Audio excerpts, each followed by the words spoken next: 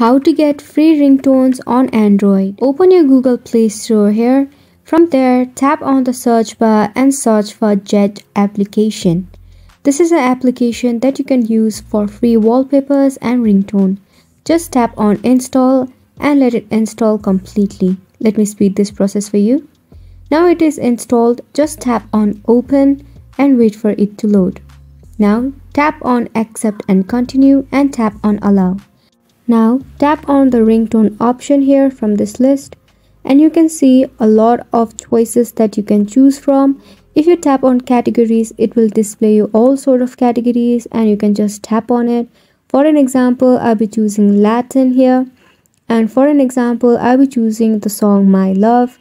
It will also display the similar songs for you. You can tap on the play icon in the middle and you can give it a listen. If you love it, tap on the download button and here you can directly set into ringtone, notification, alarm sound, contact ringtone, or you can even save to your media folder. Isn't it simple? And that's pretty much it for this video as well. Thank you so much for watching.